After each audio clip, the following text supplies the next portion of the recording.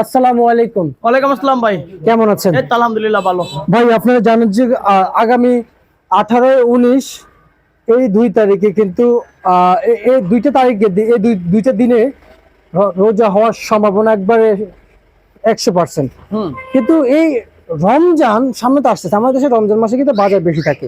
এবছর কেমন মনে হচ্ছে, কেমন থাকবে বাজার? এবছর বেশি থাকবে না, কিন্তু এখন যে বাজার আছে রমজান 5 রমজান পর্যন্ত 5-7 টাকা পেঁয়াজের বাজার বাড়বে।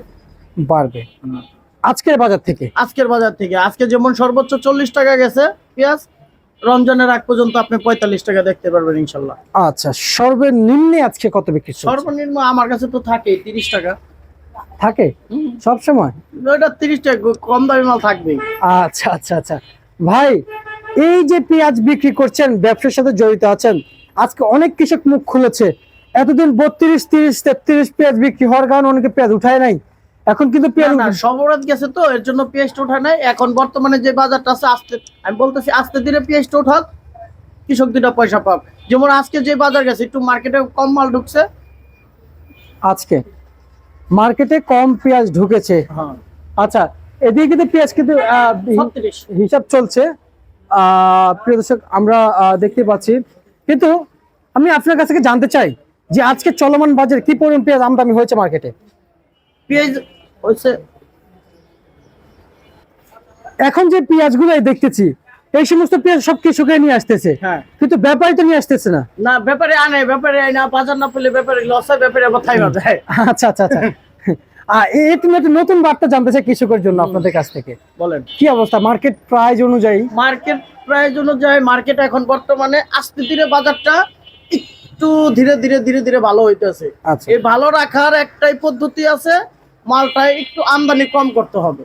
কম করতে হবে, হ্যাঁ, বেশি করা যাবে না। বেশি ওভারলোড করলে আবার বাজার 2-4 টাকা ডাউন হয়ে যাবে। বেশি ওভার করলে বেশি ওভার করা যাবে না না। আচ্ছা আচ্ছা আচ্ছা আচ্ছা, কৃষক গেল বছর আর এই বছর 2টা বছর লস খাইতেছে। অনেক কৃষক বলেছে আগ্রহী হবে না, লসের পরিস্থিতিতে পড়ে গেছে, এর জন্য লস খাইতেছে। লসের পরিস্থিতিতে পড়ে গেছে দেখা। তাহলে এই বছর যে বাজার ছিল 120 টাকা কেজি মুড়ি কাটার বাজার ছিল, এই বছর লসের বাজার ছিল না, কিন্তু কপালের ফের ভাগ্যের পরিণাম এটাই হয়ে গেছে।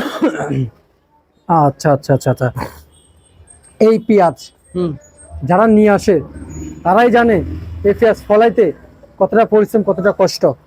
কষ্ট তো লাগবে, তাই না? কষ্ট লাগবে ভাই। আজকে আরেকবার বলে দেন, আজকে বাজার কত করে চলছে? আজকের বাজার সর্বোচ্চ 40 টাকা। আর বাজারে রসুন কত বিক্রি চলছে?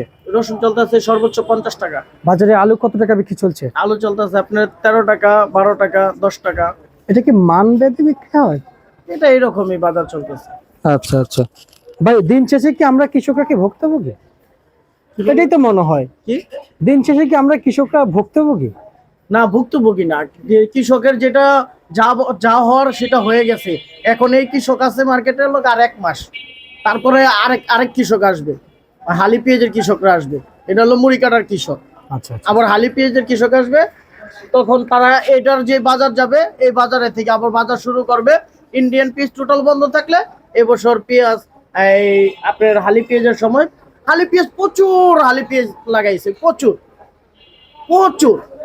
মানে কোনো বাহিরের কোনো মাল না আসলো এই বছর চলে যাবো, 2026 সাল চলে যাবো ইনশাল্লাহ। আচ্ছা আচ্ছা, চলে যাবে। শেষ হয়ে যাবে। আচ্ছা, শেষ হয়ে যাবে মাস দিন, কিন্তু পেঁয়াজ শেষ হবে না। আচ্ছা ঠিক আছে নাদিম ভাই, আপনাকে ধন্যবাদ।